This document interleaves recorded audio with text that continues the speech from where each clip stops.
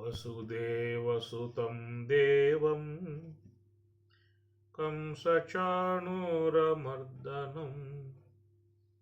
దేవకీ పరమానందం కృష్ణం వందే జగద్గురుం కృష్ణం వందే జగద్గురుం. భగవద్గీత 3వ అధ్యాయము కర్మయోగము. మయి సర్వాణి కర్మాణి సన్యస్య అధ్యాత్మచేతసా నిరాశీర్నిర్మమో భూత్వా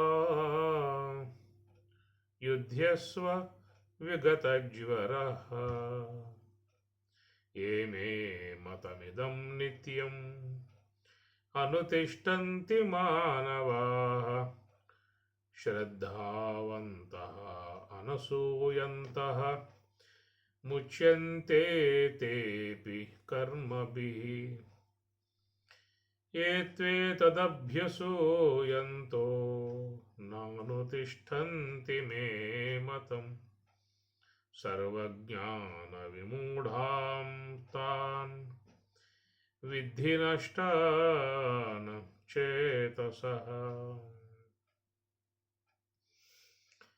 మయి సర్వాణి కర్మాణి సన్యస్య అధ్యాత్మచేతసా నిరాశీః నిర్మమః భూత్వా యుధ్యస్వ విగతజ్వరః.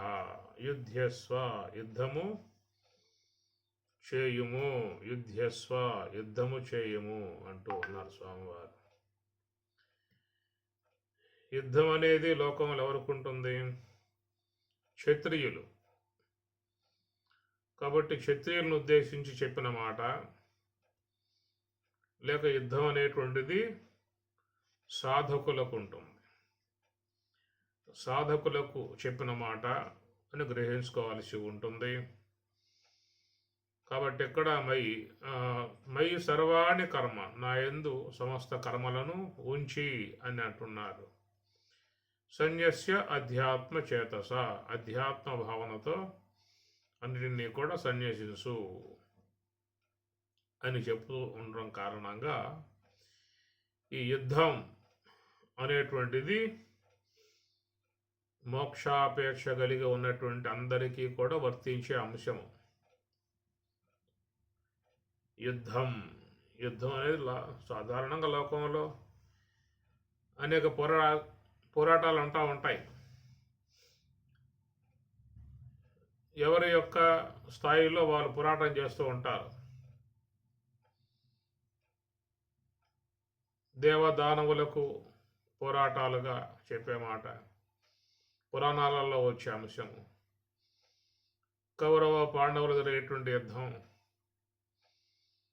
ఇట్లా చూస్తే ఎక్కడ పడ్డ యుద్ధాలే. అనేక రాజ్యాలు వాటి హక్కులు సాధించుకోవటానికి వాళ్ళు యుద్ధం చేస్తూ ఉంటారు. ఇక సమాజంలో వారి స్థానాలు నిలబెట్టుకోవడానికి వాళ్ళు చేసే యుద్ధాలు. ఆ ప్రకారంగా రాజకీయంలో కూడా ప్రత్యర్థులను ఓడించి తాను పదవి ఎక్కాలనేటువంటి భావనతో వాడు పోరాటం చేస్తూనే ఉన్నాడు. యుద్ధం అనేటువంటిది మనకు అన్ని చోట్ల కనబడతా ఉంటుంది. హక్కులు సాధించుకోవటానికి ఎవరికి వారు యుద్ధాలు చేస్తూనే ఉంటారు. ప్రతి కుటుంబంలో కూడా యుద్ధాలు ఉంటాయి. ఏదో ఒక విషయాల కాడ వాళ్ళు వాదోపాదాలు చేస్తూ ఉంటారు. అందువల్ల ఈ ప్రకారంగా చూస్తే యుద్ధం అనేది లేని చోటే లేదు. ఈ ప్రకారంగా పరమాత్మ చెప్పి ఈ సందర్భం చూసినట్లయితే ఇది మోక్షం యొక్క సంబంధమై ఉన్నటువంటి విషయంలో చెప్తున్నమాట యుద్ధం. యుధ్యస్వ, ఇది కేవలం అర్జును నుంచి ఉద్దేశించినటువంటి యొక్క మాట కాదు. మోక్షాపేక్ష కలిగి ఉన్నటువంటి వారు సన్యస్య అధ్యాత్మచేతస, ఈ సన్యస్య, ఈ వదలటం అనేటువంటిది అంత తేలికైన మాట కాదు. సన్యస్య వదిలిపెట్టుము, ఉంచుము అనగానే చాలామంది ఈ మార్గాన్ని పట్టారు. సన్యాసిస్తే పోతుంది కదా, ఎందుకు ఈ సమస్యలన్నీ అన్న విధానాలలో వాళ్ళు ఆ మార్గాన్ని అవలంబించారు. ఈ కుటుంబం, ఈ సమస్యలు, బాధలు, అనేక ఆటుపోట్లు, నిరంతరంగా జరిగేటువంటి పోరాటాలు, ఈ భరించలేక వాటితో యుద్ధం చేయలేక చివరికి వాళ్ళు తురియ ఆశ్రమంగా ఉన్నటువంటి సన్యాసాన్ని స్వీకరిస్తూ ఉన్నారు. చాలామంది ఆ బాట పడుతూ ఉన్నారు. మానవుడు ఉన్నటువంటి సమస్యల నుంచి, బాధల నుంచి బయటపడటానికి ఒక మార్గం కనిపెట్టాడు. ఆ విధంగా సన్యాసం స్వీకరించినట్లయితే వాడికి ఆ పూట నుంచి ఎవరో కూడా దరికి చేరరు. స్వామివారయ్య అనే విధానంగా వదిలిపెట్టేస్తారు ఇక. కాబట్టి ప్రకారంగా మరి లోకంలో సన్యస్య, ఈ సన్యాసం అనే అంశాన్ని ఈ రూపకంగా తీసుకున్నారు. కాబట్టి ప్రకారంగా మనం చూసినట్లయితే ఈ సన్యాస వ్యవస్థ అనేది పురాణాల్లో కానీ మన చరిత్రలలో చూసినట్టు ఎక్కడా కనబడదు మీకు. భారత భాగవతాదులని దేంట్లో చూసినా కానీ మీకు సన్యాస వ్యవస్థ కనపడదు. అది ఆచరణాత్మకమై ఉన్నటువంటి అంశం.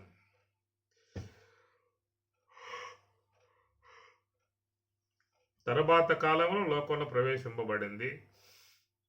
కాబట్టి ఇక్కడ స్వామివారు సన్యాసం అనే పదాన్ని చాలా సందర్భాల్లో వాడుతూ ఉంటారు. ఇక్కడ సన్యాస్య వదిలిపెట్టు అధ్యాత్మ చేతస. ఆత్మ అంటే అధిష్టానం అంటారు కదా. అధిష్టానం తదాకర్త కరణంచ పృథగ్విధం వివిధాచ పృథక్చేష్ట దైవం చేవాత్ర పంచమం 18వ అధ్యాయం. అనేటువంటిది బ్రహ్మమును సూచించేటువంటి అంశం. అది అధ్యాత్మ బుద్ధి అన్నారు.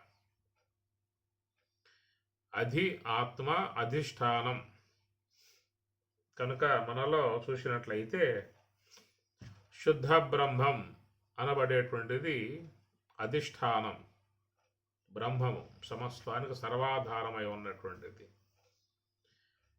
దాన్ని ఆలయాలలో మూల విరాట్ అనే పదం వాడారు. మూల విరాట్ కనుక మూలమై ఉన్నట్టుంది. అది పారమార్థికంగా చూసినట్టయితే జగత్తంతటికి కూడా బ్రహ్మము మూల విరాట్టుగా ఉన్నది. దాని అధిష్టానం అన్నారు. ఇది అధ్యాత్మం అనేటువంటిది ఒక ప్రతి ఒక్క వ్యక్తిలో ఉన్నటువంటి ఒకానొక మరి ఉపాధి సహితమై ఉన్నటువంటి ఆత్మస్వరూపం. సమస్తం అంతటా వ్యాపకమై ఉన్నట్లయితే దాన్ని బ్రహ్మము అని అన్నారు. అంతటా వ్యాపకమై ఉన్నటువంటి ఆ బ్రహ్మమే మనలో చెప్పాల్సి వచ్చినప్పుడు ఆత్మ అంటారు. ప్రతి ఒక్క వ్యక్తి యందు ఉన్నటువంటి ఆ బ్రహ్మమును ఆత్మ అన్నారు. అందువల్ల ఆత్మ అనేటువంటిది మనలో బ్రహ్మము యొక్క లక్షణాలతో చేరి ఉన్నటువంటిది. 8వ అధ్యాయంలో అర్జునుడు ప్రశ్న వేస్తాడు. కిం అధ్యాత్మం అని అడుగుతాడు. కిం అధ్యాత్మం అన్న మాటకు పరమాత్మ చెప్పిన మాట స్వభావో అధ్యాత్మం ఉచ్యతే అన్నాడు. కిం అధ్యాత్మం అన్నటువంటిది ప్రశ్నాత్మకంగా అర్థమవుతుంది మనకి. అధ్యాత్మం అంటే ఏమిటయ్యా అన్న విధానంగా ఆయన గారు ప్రశ్న వేశాడు. ఆ ప్రశ్నకు జవాబు ఒక అర్థమయ్యే లెవెల్లో ఉండాలి. కానీ ఈయన ప్రశ్నకు ప్రశ్న అన్నట్లుగా స్వభావో అధ్యాత్మం ఉచ్యతే, స్వభావమే అధ్యాత్మం అన్నాడు. ఎవరికి అర్థమయ్యే అంశము కాదు. స్వభావమే అధ్యాత్మం ఏమిటి? అనేది ఒక ప్రశ్నాత్మకమైపోతుంది. ఒక సందేహం అడిగినప్పుడు ఆ సందేహానికి అనుగుణ్యముగా అర్థమయ్యే రీతిలో వివరించి చెప్పాల్సి ఉంటుంది. అయితే స్వామివారికి అంత వివరించి చెప్పగలిగే సావకాశం లేకపోవచ్చు. కనుక సంక్షిప్తంగా ఒక పదం వాడేసి స్వామివారు ముందుకెళ్ళిపోయారు. స్వభావో అధ్యాత్మం. అధ్యాత్మం అంటే స్వభావము. దాని మీద ఎత్తుక్కోవాలి. ఎవరైతే ఈ గురువులుగా ఉన్నారో, తత్వజ్ఞానం కలిగి ఉన్నారో వాళ్ళు ఆ పదం యొక్క అంశాలను వాళ్ళు ఎత్తుక్కోవాలి. ఏమిటి స్వభావము? మరి స్వభావమే అధ్యాత్మం అని ముందు చెప్పి వెళ్ళిపోయాడే. అధ్యాత్మం అంటే అర్థం కాకుండా ఉన్నది. ఇంకా స్వభావము అని చెప్పనంటే ఏమిట స్వభావం? స్వస్వభావ స్వభావ. స్వాభావికముగా తనకున్నటువంటి ఒక అంశాలని స్వభావము, అది వాడి స్వభావం రా, వాడు మారడు అంటూ ఉంటారు. కనుక దాని యందు ఉన్నటువంటి ఒక స్వభావం, స్వస్వభావ స్వభావ. ఆ స్వభావాలంటే అది వీడి ఉండే అంశాలు కావు. అది కేవలం దాంట్లో విలీనమై ఉన్నటువంటి అంశాన్ని స్వభావం అంటారు. కనుక లోకంలో మనం గమనించండి, ఎవరికుండే స్వభావాలు వాళ్ళకు ఉంటాయి. నువ్వు ఎంతనే చెప్పు, ఆ స్వభావాలు మారవు వాళ్ళకి. ఎందుకంటే అవి పుట్టుకతో వచ్చినటువంటి అంశాలు. అవి మారాలంటే మారే విధానం కాదు. కాబట్టి మనం ఈ స్వభావం అనే మాట ఆ సందర్భాల్లో వాడుతూ ఉంటాం. దాని స్వభావం అంతే అని అంటూ ఉంటాం మామూలుగా. అట్లా ఇక్కడ అధ్యాత్మం అనే పదంకి స్వభావం అన్న పదం వాడారు కాబట్టి దానికి ఉన్న స్వభావం ఏమిటి అంటే బ్రహ్మములో ఏవైతే ఉన్నాయో ఆ లక్షణాలే ఆత్మలో కూడా ఉంటాయి.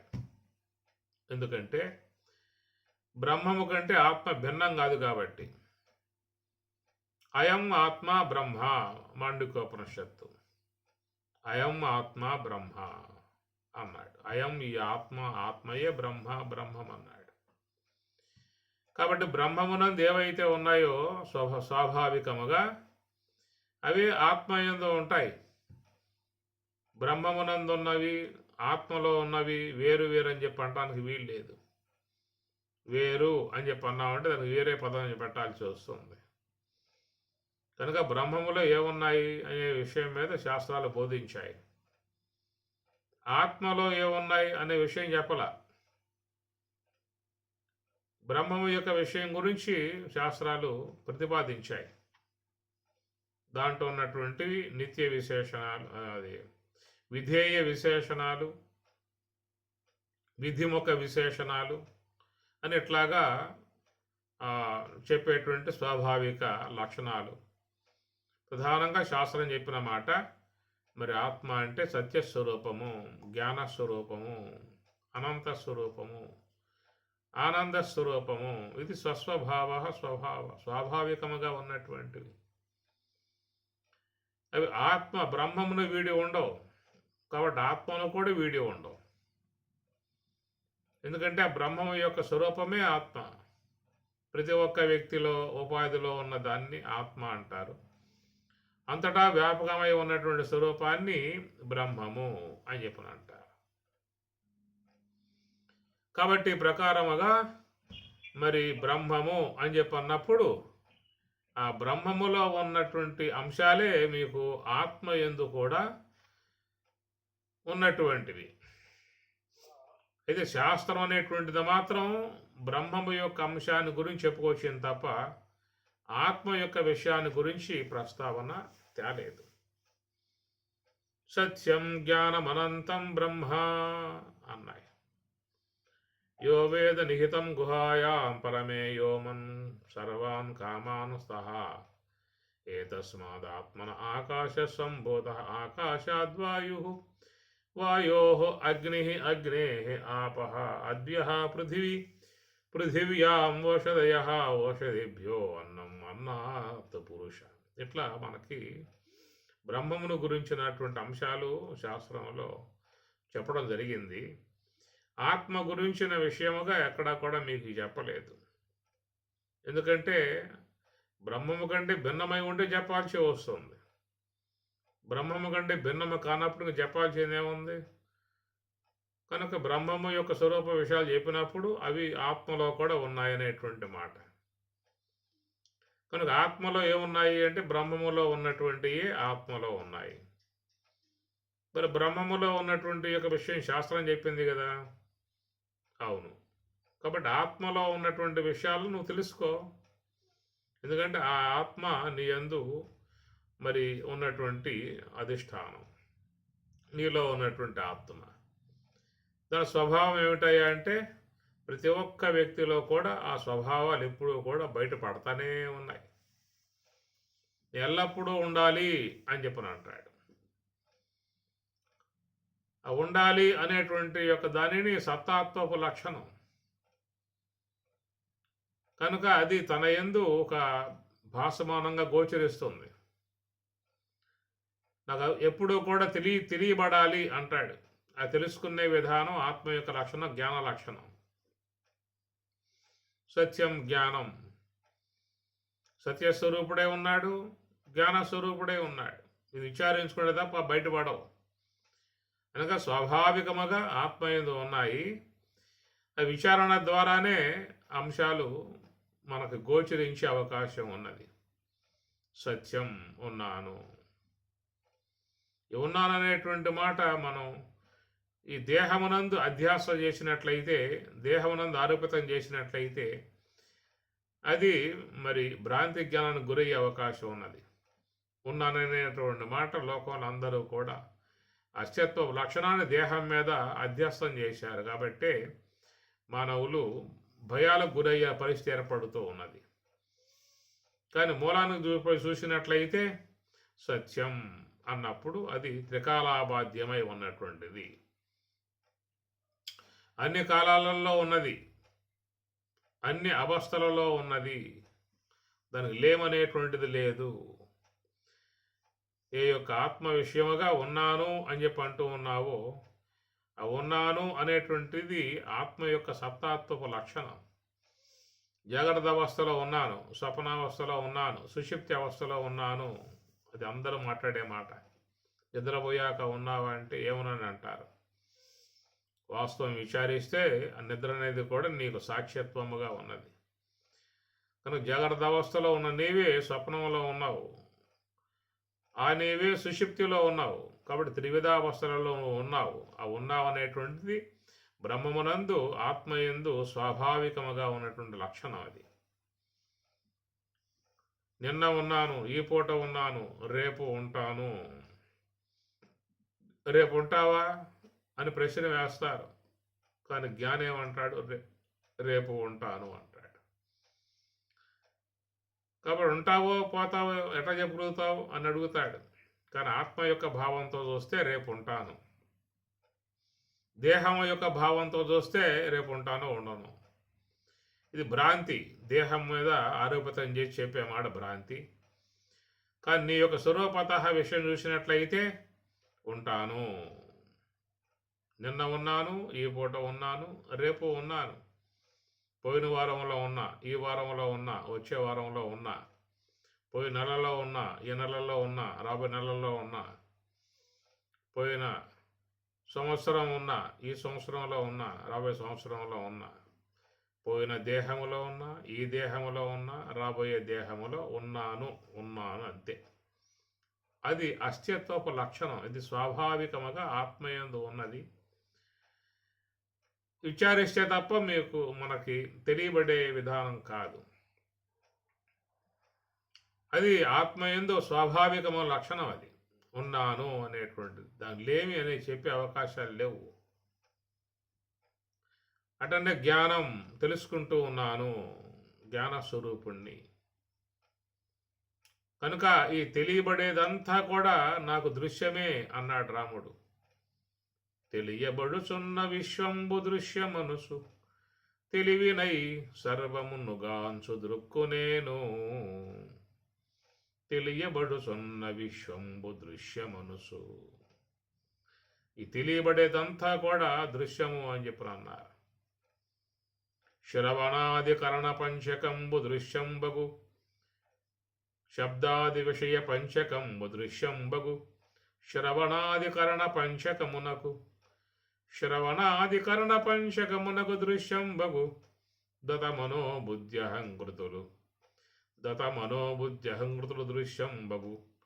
పరిపూర్ణ దృంగమయ బ్రహ్మంబునకు, పరిపూర్ణ దృంగమయ బ్రహ్మంబునకు దృశ్యత్వంబు చింతింపదుగాన అని రాముడు ఆంజనేయ స్వామి వారితో చెప్పామాట. శబ్దాది విషయంబు దృశ్యంబగు. ఈ శ్రవణాది ఇంద్రియాలకు శబ్దాది విషయాలు దృశ్యములుగా ఉన్నాయన్నాడు. ఈ జ్ఞానేంద్రియములు మనస్సుకు దృశ్యముగా ఉన్నాయి. మనస్సు బుద్ధికి దృశ్యముగా ఉన్నది. ఆ బుద్ధి ఆత్మకు దృశ్యముగా ఉన్నది. అందువల్ల తెలియబడుచున్న విశ్వంబు దృశ్యమనుసు. తెలియబడిదంతా దృశ్యమే అన్నాడు. కనుక నాకు జాగ్రత్త అవస్థ తెలియబడుతూ ఉన్నది, స్వప్నావస్థ తెలియబడుతూ ఉన్నది, సుషుప్తి అవస్థ తెలియబడుతున్నది. తెలుసుకునేవాడిని నేను. ఆ తెలియబడేవి ఒకప్పుడు ఉంటాయి, ఒకప్పుడు ఉండవు. జాగ్రత్త అవస్థ అనేది భాషిస్తూ ఉన్నది, స్వప్నంలో లేదు. స్వప్నం అనేది కనబడుతూ తెలియబడుతూ ఉన్నది, అది సుషుప్తిలో లేదు. సుషుప్తి అనేది తెలియబడుతూ ఉన్నది, అది జాగ్రత్త అవస్థలో లేదు. కనుక లేమి అనేది వాటికి ఉన్నది, ఆ లేమి అనేది నాకు లేదు. ఆ నేను తెలుసుకుంటూ ఉన్నాను. జాగ్రత్త వచ్చింది తెలుసుకుంటూ ఉన్నా, స్వప్నం వచ్చింది తెలుసుకుంటూ ఉన్నా, సుషుప్తిని తెలుసుకుంటూ ఉన్నాను. కనుక తెలుసుకునే విధానమే జ్ఞానత్వపు లక్షణం. ఏ అవస్థ లేకుండా ఉన్న విధానాలు కూడా ఆత్మకు అవన్నీ కూడా దృశ్యముగా తెలియబడుతూ ఉన్నటువంటివి. కాబట్టి ఆత్మ జ్ఞాన స్వరూపము. ఇది ఆత్మ యొక్క స్వరూపత లక్షణం. సత్యం జ్ఞానం అనంతం, సర్వవ్యాపకత్వం కలిగి ఉన్నటువంటి విధానం ఆత్మయందు ఉన్నది అన్నాడు. ఆనందో బ్రహ్మేతి విజానాతు. ఆనందం అనేది బ్రహ్మము యొక్క ఏ లక్షణమై ఉన్నదో అది ఆత్మయందు కూడా భాషిస్తూ ఉన్నది. ఆత్మయందు భాషిస్తున్నది కాబట్టి లోకంలో సకల మానవులు ఆనందం అనేటువంటి అంశం మీదే వాళ్ళు అపేక్ష కలిగి ఉన్నారు. ఆనందించాలి, ఆనందాన్ని పొందాలి, ఆనందంగా ఉండాలి. కాబట్టి ప్రకారంగా చూసినట్లయితే బ్రహ్మము యొక్క సంబంధమై ఉన్న వాటి విషయంలో ప్రస్తావన చేసింది, కానీ ఆత్మ యొక్క విషయం కాడ మీకు ఈ విషయాలు చెప్పలేదు. ఎందుకంటే బ్రహ్మములో చెప్పితే ఆత్మలో చెప్పినట్లే. ఎందుకు? బ్రహ్మం అనేది ఆత్మ కంటే భిన్నం కాదు కదా. భిన్నం కాదనే విషయట విచారించుకో అని అన్నాడు. ఆ విచారించుకుంటే బయటపడేటువంటివి అన్నీ కూడా మనం భ్రమలలో ఉన్నాం కాబట్టి భ్రాంతిలో ఉన్నటువంటి వాడు ఆత్మ యొక్క లక్షణాలని అనాత్మ యందు ఆరోపితం చేసుకున్నాడు. అన్యతరాధ్యాస అని శంకరుల వారు చెప్పుకొచ్చారు. కాబట్టి ఆ ఆత్మ యొక్క లక్షణాలను ధర్మాలను అనాత్మ యందు ఆరోపితం చేసుకుని మానవులు మరి ఈ బంధంలో పడుతున్న పరిస్థితి. ఇది విచారించినట్లయితే ఆ బ్రహ్మమే నీవు. కనుక ప్రత్యేగాత్మ అనే పేరుతో పిలువబడేటువంటి ఈ ఆత్మయే బ్రహ్మం అనేటువంటి తెలియాలని చెప్పి అన్నట్లయితే దాన్ని విచారించుకుంటేనే తెలియబడే అంశం. కనుక స్వభావో అధ్యాత్మం ఉచ్యతే అన్నాడు. అది ఆత్మ యొక్క స్వభావము. అలాంటి ఆత్మ యొక్క సంబంధమై ఉన్న అంశాన్ని ఇక్కడ పరమాత్మల వారు మరి అధ్యాత్మ చేతస అంటే ఆత్మయందు నిలకడగా ఉన్నటువంటి మనస్సు కలవాడు అని అంటున్న పరమాత్మ అంటున్నాడు. అధ్యాత్మ చేతస అంటే ఆత్మయందు నిలకడగా ఉన్నటువంటి మనస్సు కలవాడు అర్థం. అది రావాలని చెప్పనంటే సన్యస్య వదిలిపెట్టు అన్నాడు. ఏం వదలాలి అనే మాట వచ్చినట్లయితే బయట వదలటం కాదు. చాలామంది బయట ఏదో వదిలిపెట్టాము అని చెప్పి అనుకుంటూ ఉంటారు. ఇది కేవలం ఒక భ్రమ. బయట వదిలిపెట్టిందే లేదు. ఒకటి వదిలావు, వేరొకటి పట్టుకున్నావు, అంతే, ఇంకేం లేదు ఎక్కడ. ఒకటి వదిలావు, వేరే దాన్ని పట్టుకున్నావు, కానీ ఇక్కడ వదిలే అని చెప్పనే భావంగా అనుకుంటూ ఉన్నావు. నువ్వు వదిలిందేం లేదు, అన్నీ పట్టుకునే ఉన్నావు. అసలు బదలాల్సింది ఏమిటని చెప్పనే మాట చూసినట్లయితే, నీ ధ్యానానికి అడ్డుగా ఉన్నటువంటి వాట్లను వదులు. ఇది పరమాత్మ అనే మాట. ఎక్కడ అధ్యాత్మ చేతస అనే దానికి సన్యస్య అని చెప్పి అంటూ ఉన్నారు. కనుక ఈ సన్యస్య అని చెప్పనంటే బదలము, వదులుము అంటే మనస్సులో చేరి ఉన్నటువంటి కొన్ని ఉన్నాయి, వాటిని వదలాలి. మనస్సులో చేరి ఉన్నటువంటి భావాలను వదలాలి, కల్మషాలను వదలాలి, సంబంధమై వచ్చేటువంటి ఆలోచనలను వదలాలి. అందువల్ల మీకు ఉపనిషత్తులు కానీ భగవద్గీత కానీ చెప్తున్నమాట, మనస్సు అనేటువంటి దాని పరిధి కాడ వాళ్ళు విషయాలు బోధిస్తూ ఉన్నారు. మనస్సే మన ఏవ మనుష్యానాం కారణం బంధమోక్షయో. మనస్సే బంధానికి, మనస్సే మోక్షానికి కారణం అంటుంది అమృత బిందోపనిషత్తు. ఇదేమాట పరమాత్మ కూడా 6వ అధ్యాయంలో ఉద్ధరేదాత్మనాత్మానం ఆత్మానం అవసాదయేత్ ఆత్మైవ హ్యాత్మనో బంధు ఆత్మైవ రిపురాత్మనః బంధురాత్మాత్మనస్తస్య ఏనాత్మైవాత్మనా జితః అనాత్మనస్తు శత్రుత్వే వర్తేతాత్మైవ శత్రుత్. ఈ విధముగా అమృత బిందుపనిషత్తు చెప్పిన మాట పరమాత్మ ఇక్కడ కొంచెం పొడిగించి మనస్సే బంధం, మనస్సే మోక్షం అన్నాడు. కాబట్టి బంధ మోక్షాలు ఎక్కడో బయట లేవు, మనస్సు కాడే ఉన్నాయన్నారు. ప్రవృత్తిగా ప్రయాణం చేసే మనస్సు బంధానికి హేతువు అవుతుంది. నివృత్తి మార్గంలో ప్రయాణం చేసే మనస్సు మోక్షాన్ని కలిగించే విధానముగా ఉంటుంది.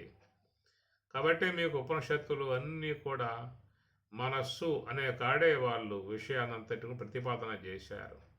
బంధ మోక్షాల కారణం మనస్సు అన్నారు. సంకల్ప త్యాగం మోక్షం, సంకల్పాలతో చేరి ఉంటే బంధం. అది కనుక సన్యస్య వదిలిపెట్టు. ఇది ధ్యానం చేసే వాళ్లకు చెప్తున్నటువంటి మాట.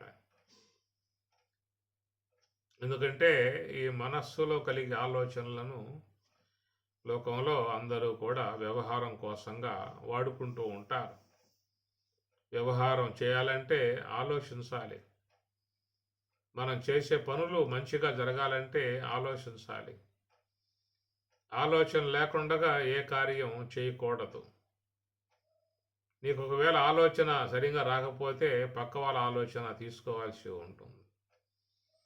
వాళ్ళు చెప్పే సలహాలని పాటించాల్సి ఉంటుంది. లోక వ్యవహారం ఇది. అనాలోచితంగా ఏది కూడా చేయకూడదు అంటారు. అనాలోచితంగా చేసినట్లయితే ఆ కార్యం జరిగిన తర్వాత విలపించాల్సి వస్తుంది, వేదన పొందాల్సి వస్తుంది. అందువల్ల లోకంలో ఎవరైనా ఏదైనా లోక వ్యవహారాలు చేస్తూ ఉన్నప్పుడు ఆలోచన అనేటువంటిది చాలా క్లారిటీగా ఉండాలి, శుద్ధంగా ఉండాలి. ఆలోచించే ఏ కార్యమైనా చేయాల్సి ఉంటుంది. కాబట్టి ఇది వ్యవహార విధానంలో చెప్పిన మాట ఆలోచన. కానీ ఇక్కడ మోక్షం అనేటువంటి అంశం వచ్చింది కదా. ఎవరైతే జిజ్ఞాస కలిగి మోక్షాపేక్ష కలిగి ఉన్నారో వాళ్ళు నివృత్తి మార్గంలో ప్రయాణం చేయాల్సి వస్తుంది. వాళ్ళు కోరుకుంది ఏమిటి అంటే ఆత్మ యొక్క సంబంధ అనుభవము, బ్రహ్మానుభూతి అన్నారు. మరి అలాంటి ఆత్మ యొక్క వైపుకు పోవాలి అని చెప్పి అన్నట్లయితే సన్యస్య బదలాల్సి ఉంటుంది అన్నాడు. ఏ వదలాలయా? ఇల్లు, భార్య, బిడ్డలను, ఉద్యోగాలను వదిలిపెట్టి వెళ్ళిపోవటం అని చెప్పని అనుకుంటూ ఉన్నారు. అది కాదు అర్థం ఎక్కడ. సన్యాస్య అంటే మనస్సులో ఉన్నటువంటి ఆలోచనలను వదిలిపెట్టుము. ఇది మీకు భగవద్గీతలో ప్రధానంగా వచ్చే అంశం. నహ్య సన్యస్త సంకల్ప యోగి నభవతి కశ్చన నహి అసన్యస సంకల్ప. సంకల్పం బదలకపోయావు అంటే నువ్వు యోగివి కాజాలవు, యోగివి అయ్యే అవకాశం లేదు. కాబట్టి సంకల్పం అనేది పట్టుకుంటే దాన్ని భోగి అంటారు. సంకల్పం వదిలి మనసును పట్టుకుంటే వాడిని యోగి అంటారు. కాబట్టి యోగి మనసును పట్టుకున్నాడు, భోగి సంకల్పాన్ని పట్టుకున్నాడు.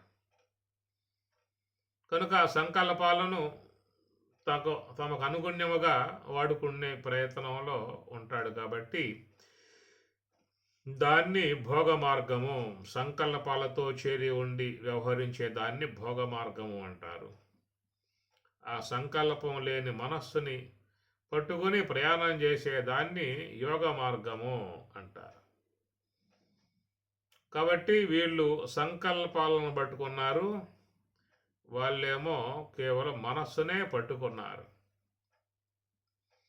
వారిని యోగులు అని, వీళ్ళని విషయ సంబంధ భోగులనే మాటలు మనం గమనించుకోవచ్చు.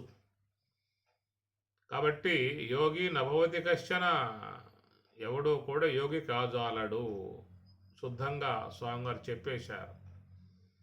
నహ్య సన్యస్త సంకల్ప. సంకల్పం అనేది పోతివా, సంకల్పం వదలకపోయావు అంటే నువ్వు యోగివి కావు అని అన్నాడు. మరి యోగివి కాకపోతే ఏమవుతాడు? వీడు భోగి అవుతాడు. సంకల్పాలను పెట్టుకునే విషయాలని ఆస్వాదించాల్సి ఉంటుంది. ఎవరు ఎక్కడికి పోవాలన్నా, దేన్ని అనుభవించాలన్నా, దేన్ని సాధించుకోవాలన్నా, సమకూర్చుకోవాలన్నా ఆలోచన అనేది ప్రధానం. కాబట్టి ఆ ప్రకారముగా యోగి నభవతి కశ్చన, యోగివి కాజాలవు. ఎందుకంటున్నాడు అంటే సంకల్పాలు పెట్టు కూర్చున్నావు అక్కడ. కనుక సంకల్ప త్యాగమే కదా మోక్షం. అందుచేత ఇక్కడ గమనించాల్సినటువంటి అంశం అందరూ కూడా సన్యాస్య అనే మాట అధ్యాత్మ చేతస. చేతస అంటే మనస్సు, చేతస్సు అంటే మనస్సు. కాబట్టి ప్రకారముగా మరి ధ్యానం అనే విధానాలుగా ఆత్మకు దగ్గర కావాలంటే, ఆత్మకు సమీపులం కావాలంటే, ఆత్మయే తానై విలసిల్లాలని చెప్పన్నట్లయితే మరి అక్కడ సన్యాస్య మనస్సులో ఉన్నటువంటి యొక్క వాట్లను వదలాల్సి ఉంటుంది. ఈ వదిలేటువంటి విధానములో మరి అతనికి ఏమవుతుంది ఇక్కడ అంటే యుద్ధం ఆరంభమవుతుంది. సంకల్పాలు వదలటం అంటే సామాన్య విషయం కాదు. చెప్పటం చాలా సులువు, దాంట్లో ప్రవేశిస్తే అర్థమవుతుంది వదిలేటువంటి విషయం మీద ఎన్ని తిప్పలు పడటమో, ఎన్ని ఇబ్బందులు పడటమో. ఆలోచనలు మోగి ఒక పట్టాన వాడిని కూర్చొనివ్వవు, లేపేస్తూ ఉంటాయి. ఈ ప్రకారంగా ఈ ఆలోచన అనేటువంటి ప్రపంచం మనలో బాగా ప్రగాఢంగా నాటుకుపోయింది. ఎంతో కాలంగా నడుస్తున్నటువంటి ప్రక్రియ ఇది. ఎట్లా ఇంద్రియాలు బయటకు పోయే విధానం కలిగి ఉన్నాయో, మనసు అనేది ఆలోచన విధానాలుగా ప్రయాణం చేసే విధానంగా ఉన్నది. ఇది వ్యవహారంలో అందరికీ కూడా అలవాటై ఉన్నది. ఎందుకంటే సంకల్పం చేయకుండా మనం ఏ పని చేయం కదా. సంకల్పం చేసే ఆ కార్యాలు చేస్తూ ఉంటాం. కానీ కార్యములు సఫలీకృతం కావటానికి సంకల్పములు మాత్రమే చేస్తున్నామా అని చెప్పనంటే అంతవరకే చేయగలిగితే ఇబ్బంది లేదు. కానీ చాలా వరకు మానవులు ఆలోచనలు అవసరం ఉన్నా లేకపోయినా చేస్తూనే ఉన్నారు. కూర్చున్న ఆలోచనే, నుంచున్న ఆలోచన, నడుస్తూ ఉన్న ఆలోచనే, భోంచేస్తూ ఉన్న ఆలోచనే, కారులో పోతూ ఉన్న ఆలోచనే. ఇట్లాగా అనవసరమైనటువంటి విధానం అంతయు కూడా ఆలోచనలలో బాగా పెట్టుకోవటం లాంటిది అలవాటు అయిపోయింది. అట్లా అలవాటు అయిపోయింది కాబట్టి అది మనకి అధ్యాత్మ చేతస. ఈ ధ్యానం యొక్క విషయంలో వాట్లను అరికట్టడానికి చాలా ఇబ్బంది పడాల్సిన పరిస్థితి ఏర్పడింది. ఆ ఇబ్బంది పడే పరిస్థితినే స్వామివారి ఇక్కడ యుద్ధస్వ, యుద్ధం చేయాల్సిందే. కాబట్టి పూర్వీకులే ఉన్నటువంటి యొక్క మహాత్ములందరూ కూడా వారు ఒక స్థాయికి, ఒక స్థితికి, ఉన్నత స్థాయికి తురీయంగా చెప్పేటువంటి యొక్క అనుభవానికి వాళ్ళు చేరారు అని చెప్పనంటే వారు చేసినటువంటి యుద్ధం సామాన్యమైంది కాదు. సతు దీర్ఘకాల నైరంతర్య సత్కార ఆసేవిత దృఢభూమి అని పతంజలి. ఆ యుద్ధం అట సతు దీర్ఘకాల అన్నాడు. దీర్ఘకాలం చేయాలట. నైరంతర్య, నిరంతరం అవకాశం ఉన్నప్పుడల్లా కూడా యుద్ధంలో పాల్గొనమంటున్నాడు. సత్కారాసేవిత దృఢభూమి, దృఢమగు వైరాగ్యముతో ఆ మనసు అనే దాన్ని అరికట్టే విధానంలో వాడు మరి ఉత్తీర్ణుడు కావాలి. అయినప్పుడే వానికి స్వరూపానుభవం అనేది సిద్ధిస్తుంది. కాబట్టి ఇక్కడ పరమాత్మ యుద్ధస్వ, యుద్ధంలో పాల్గొనము అన్నారు. ఏనాడైతే స్వామివారి ద్వారా బ్రహ్మోపదేశం లాంటి అంశాన్ని పొందామో ఈ కాపోటతో మనకి ఈ యుద్ధరంగం అనేటువంటిది ఆరంభం అవుతుంది. యుద్ధాన్ని మరి ఓర్పుగా చెయ్యాలి. ఒక పూట 2 పూటలు చేస్తే కాదు. వారం సరిపోతుందా అండి, నెల రోజులు సరిపోతుందా అంటానికి వీలు లేదు. చేసుకుంటూ పోవటం ఎంతేక ఎంతకాలం ముగుస్తుందో జీవితకాల పర్యంతం కూడా పెట్టే అవకాశాలు ఉంటాయి. అది సాధన యందు బాగా పట్టుగా ఉన్నటువంటి వారు కొనసాగించుకుంటూ పోతూ ఉంటారు. దాని యందు వాళ్ళకి అంత అపేక్ష లేకపోయిందా అంటే మధ్యలోనే దారి విడుచుకొని పోతూ ఉంటారు. అందువల్ల ఈ యుద్ధం అనేటువంటిది 2 పూట్లలో ముగింపబడేది కాదు.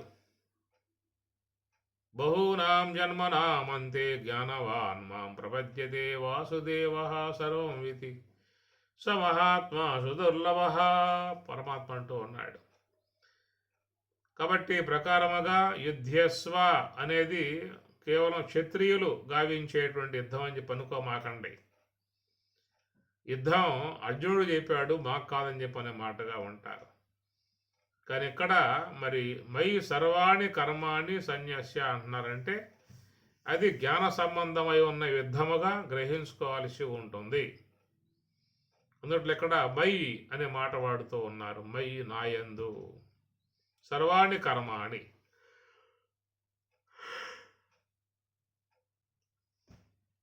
సమస్త కర్మలను పరమాత్మను లయింపజేయటం అని చెప్పనంటే అధ్యాత్మ చేతస, అలాంటి మనస్తత్వం రావాలి.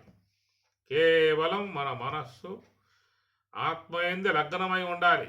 అన్యదా పోకూడదు, వేరే ఆలోచనలో పోకూడదు, వేరే విధాయకాలకు పోకూడదు. అలాంటి దాన్ని మనం సాధించుకోవటానికి ఇక్కడ యుద్ధస్వ విగత జ్వర, ఎలాంటి యొక్క తపన లేకుండా, విగత జ్వర అనగా తపన, ఎలాంటి యొక్క బాధలకు గురి కాకుండా మరి యుద్ధస్వ అని చెప్పేసి నిరాశీ నిర్మమ భూత్వా అయ్యి అని అర్థం. నిరాశీవిక, నిర్మమ మమకారం లేని వాడివి కమ్ము. నిరాశీ భూత్వా నిర్మమ భూత్వా యుద్ధస్వ, యుద్ధం చేయి. కాబట్టి ఈ ప్రకారంగా మరి చూసినట్లయితే నిరాశీ నిర్మమ 2 కూడా సాధకులు ఈ గుణాలని గ్రహించుకోవాల్సి ఉంటుంది. దేని యందు కూడా అమితమై ఉన్నటువంటి అపేక్షలు పెంచుకున్నట్లయితే ఆయన సాధన చేయటానికి ఇబ్బంది పడతాడు. నిరాశీ అని చెప్పనంటే అమితమై ఉన్నటువంటి ఆలోచనల నుంచి మనం బయటపడాల్సి ఉంటుంది. అనేకటువంటి యొక్క ఆశల నుంచి బయటపడాల్సి ఉంటుంది. నిర్మమః రెండో మాట కూడా చెప్తూ ఉన్నారు. ఈ రెండింటి యందు మనం కొంచెం ఉత్తీర్ణం కాగలిగితే యుద్ధస్య యుద్ధమును మనం చక్కగా చేసే అవకాశం ఏర్పడుతుంది. ఎందుకంటే మమకారం అనేది బాగా మనలో పెరిగిపోయి ఉన్నది. అన్నింట్ల పట్ల ఈ మమకార భావనే పనిచేస్తూ ఉన్నది. ఈ మమకారాలు పెంపొందింపజేసుకుంటూ కనుక పోయేటువంటి వారు ఇంకా యుద్ధాన్ని పెంపొందింపజేసుకోవాల్సి ఉంటుంది. కాబట్టి నీవు నిరాశీహి ఆశలు అనేటువంటి వాట్లను పెంపొందింపజేసుకోవద్దు. యదృచ్ఛా లాభ సంతుష్ట అనే మాట పరమాత్మ అంటాడు. యదృచ్ఛా లాభ సంతుష్ట ఎంతవరకు ప్రాప్తమై ఉన్నదో దాంతో తృప్తిపడి ముందుకు పోయే విధానంగా కలిగి ఉండాలి అని చెప్పి అంటూ ఉన్నారు. కాబట్టి ఈ ప్రకారంగా ఈ సాధకులై ఉన్నటువంటి వారు ఈ రెండు గుణాలను కూడా గ్రహించాల్సి ఉంటుంది. నిరాశి, ఎందుకంటే ఆశ అనేది లోకంలో మానవులను ఒక పట్టాన కూర్చొని ఇవ్వటం లేదు, పరుగులు తీయిస్తూ ఉన్నాయి. ఎంత మహా పరుగులని చెప్పనంటే ఏమాత్రం కూడా వాడిని స్థిమితం లేకుండా నిద్రపోనివ్వకుండా చేస్తున్నటువంటి విధానము ఈ ఆశ అనేది పట్టి, తర్వాత మమకారం అనేటువంటి అంశాలు కూడా బాగా ప్రగాఢంగా మానవులు పట్టడం కారణంగా ఆధ్యాత్మిక మార్గంలో పురోగతి సాధించడానికి వాడు వెనకబడుతూ ఉన్నాడు. కనుక పరమాత్మ ఎక్కడ యుద్ధస్వ యుద్ధం అనేటువంటి దాన్ని బోధిస్తూ రెండు గుణాలు కలిగి ఉండయా అంటూ ఉన్నాడు. ఏమిటా రెండని చెప్పనంటే నిరాశీహి ఆశలు పెంచుకోమాక. ఎందుకంటే పెంచుకున్నట్లయితే నువ్వు సాధనలో కూర్చునే అవకాశాలు ఉండవు. ఒకవేళ కూర్చున్నా కానీ అవి లేపేస్తాయి. ఈ ఆశలు అమితంగా పెంపొందింపజేసుకున్నట్లయితే అతడు స్థిరంగా కూర్చోలేడు, లేపేస్తూ ఉంటాయి, వాడిని తీసుకుపోతూ ఉంటాయి. అందువల్ల వీటి విషయంలో జాగ్రత్త పడు అని స్వామి అంటూ ఉన్నాడు. నిర్మమః మమకారాలు కూడా ఎక్కువగా పెంచుకోమాక. ఎంతవరకు ఉండాలో అంతవరకే పెట్టుకో. అమితమై ఉన్న మమకారాలు పెంపొందింపజేసుకున్నట్లయితే కూడా నువ్వు యుద్ధం చేయలేవు. ఆత్మజ్ఞాన సంబంధమై ఉన్న యుద్ధం చేయలేవు, ఓడిపోతావు, వీగిపోతావు. ఈ రెండు గుణాలు సాధకులు అనేటువంటి వాళ్ళు గ్రహించుకోవాల్సి ఉంటుంది. ఈ రెండింటి యందు ఉత్తీర్ణులు కాగలిగితే స్వామి చెప్పినట్లుగా ఇక సన్యస్య అధ్యాత్మ చేతస అనేటువంటి మార్గంలో యుద్ధస్వ చక్కగా యుద్ధం కొనసాగించుకుని మరి ఆత్మ యొక్క స్వరూప అనుభవాన్ని పొందటానికి అతనికి మంచి స్థానం ఏర్పడుతుంది అనేటువంటిది. కాబట్టి ప్రకారంగా పరమాత్మల వారు ఈ అధ్యాయానికి మూడో అధ్యాయంగా కర్మయోగం అనే మాట చెప్పి మరి ఆ కర్మయోగ సంబంధమై ఉన్న అంశాన్ని ప్రతిపాదన చేస్తూ ఉన్నారు. కర్మ అనే మాటకి మనం పరమాత్మ చెప్పే విధానంలో యోగం అనేది గ్రహించుకోవాలి. కర్మయోగం కేవలం కర్మ కాదు, కర్మయోగం అన్నారు. కర్మ అంటే కరచరణాదులతో ఇంద్రియాలతో చేసే వ్యవహారం అంతా కర్మే. కానీ మనస్సును అరికట్టి హంస యొక్క ఆశ్రయం ద్వారా నివృత్తి మార్గంలో ప్రయాణింపజేసేటువంటి దానికి ఈ సాధన సంబంధమై ఉన్నటువంటి అంశాన్ని పరమాత్మ ఈ అధ్యాయంలో బోధిస్తున్నటువంటి విధానం. అందుకే కర్మయోగం అనే పేరు పెట్టారు. ఏ అధ్యాయానికి ఉండేటువంటి యొక్క ప్రత్యేకతలు అధ్యాయానికి ఉంటాయి. రాబోయే అధ్యాయం జ్ఞానయోగం అంటారు. దాంట్లో జ్ఞాన సంబంధమై ఉన్న అంశానికి ప్రాముఖ్యత ఉంటుంది. మీరు గమనించండి, రాబోయే అధ్యాయాలు మీరు అలాంటివన్నీ గ్రహించే అవకాశం ఉంటుంది. కాబట్టి జ్ఞానయోగం అన్నప్పుడు ఆ జ్ఞాన సంబంధమై ఉన్న అంశాలు అక్కడ ప్రస్తావన చేసుకొస్తారు. 6వ అధ్యాయంలో పోతే ఆత్మ సంయమం అని పేరు పెట్టారు. ఆత్మ అంటే మనస్సు, సంయమనం అంటే నిగ్రహించటం. దానికి సంబంధించినటువంటి యొక్క అంశాన్నే మీరు 6వ అధ్యాయంలో చూసే అవకాశం ఏర్పడుతుంది. అట్లనే 8వ అధ్యాయం చూస్తే అక్షర పరబ్రహ్మ యోగం అనే పేరు పెట్టినప్పుడు ఇక బ్రహ్మము యొక్క సంబంధమైన ప్రతిపాదన మీకు అక్కడ కొనసాగుతుంది. విభూతి యోగం అన్నప్పుడు అక్కడేమొస్తుంది, ఇక భగవత్ సంబంధమై ఉన్న మహిమలు, విభూతి, ఐశ్వర్యం ఇవన్నీ వస్తాయి. ఏ యొక్క పదప్రయోగం వాడబడుతుందో దాని సంబంధమై ఉన్న అంశమే అక్కడ మీకు కనబడుతుంది అనే విషయంలో 3వ అధ్యాయంలో కర్మయోగం అనే స్వామి చెప్పడం కారణంగా అంశానికి ప్రతిపాదన చేస్తూ మయి సర్వాణి కర్మాణి నాయందు ఉంచు, నీ జ్ఞానేంద్రియ కర్మేంద్రియాలని బయటికి పోనివ్వకుండగా నాయందు ఉంచుము అంటూ ఉన్నాడు. ఆ తర్వాత చేతస మనస్సుని ఆత్మ యొక్క పరమం గావించాలి. ఆత్మ అందు ఆ మనసు లయం కావాలంటే సన్యస్య దాంట్లో ఉన్న వాట్లను నువ్వు వదిలిపెట్టాలి. అవి రాకుండా చూసుకోవాలి, ఆలోచన రాకుండా చూసుకోవాలి.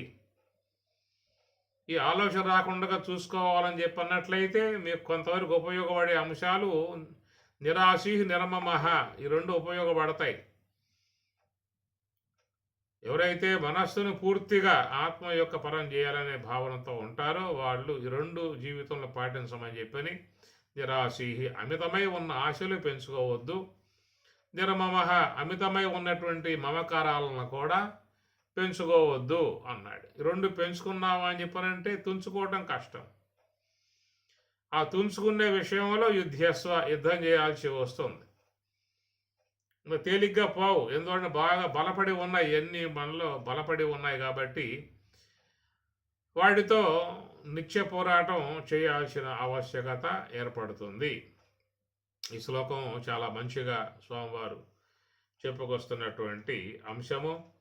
అందువల్ల కర్మయోగం అనే పేరు పెట్టినందుకు ఆ అంశాలనే మనకి శ్లోకాల ద్వారా స్వామివారు అందిస్తూ ఉన్నారు.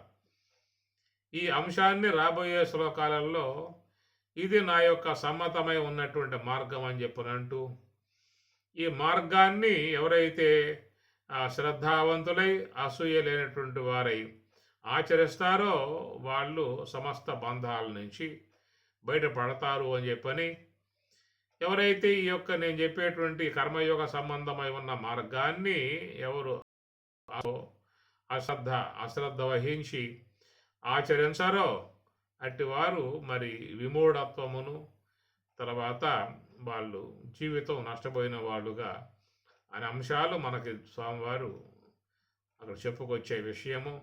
కాబట్టి ఈ ప్రకారంగా ఒక్కొక్క శ్లోకం తీసుకుంటే దాంట్లో మన యొక్క సాధనా సంబంధమై ఉన్న అంశమే కనబడుతుంది.